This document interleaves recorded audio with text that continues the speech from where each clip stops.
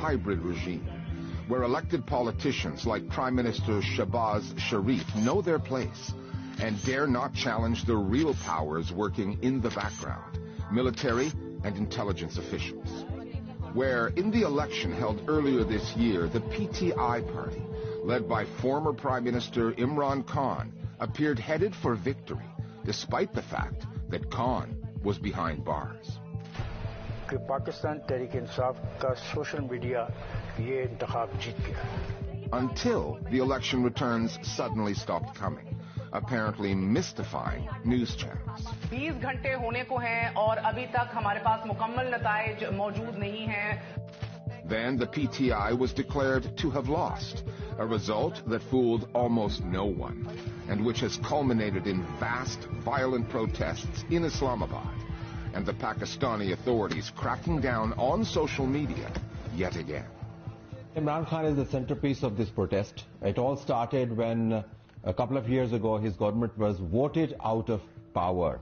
And he has been saying that he was basically conspired out of power. He is facing a litany of cases, and he's in jail right now, despite the fact that there was an election in between, which his party claims to have been massively rigged. So he wants to come up via street power, and the administration is resisting that. That's the context. Because mainstream media was not reporting, the social media became the only forum where people could get information during the PTI protests. And so mainstream media completely lost its credibility. Mainstream media was buried by the military. And social media still somehow managed to survive. The mainstream media, news channels are under strict instructions, what to cover, what not to cover, how to cover it. And because they are commercial organizations, they surrender. The only thing that was out of control of the government, the army, the intelligence agencies, is social media. And they have tried over the years by creating strict cyber laws, punishing people, arresting journalists, getting them fired. But what we have seen is a new approach, the so-called firewall. That firewall, reportedly made in China, is a scaled-down version of the one Beijing deploys domestically. For the Pakistani authorities, who have long used internet blackouts, social media bans, and surveillance to suppress dissent, it is another weapon in their arsenal. One that apparently targets VPNs, the virtual private network software that millions of Pakistanis rely on to circumvent whatever restrictions the establishment throws at them. The establishment being the term that journalists euphemistically use to describe the unelected military powers that be in Pakistan, the ones calling the shots. The kind of censorship we're seeing is unprecedented. It's not that social media has not been banned before. We've been through over a year of YouTube ban a decade back. We've had X, formerly Twitter, banned and blocked for months now.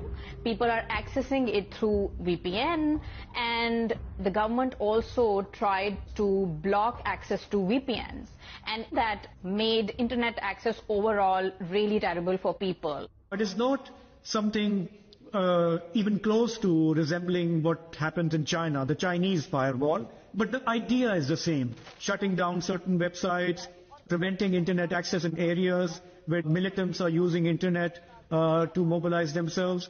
Islami Nazirati Council ne VPN ka istemal ghair shar'i qarar de diya.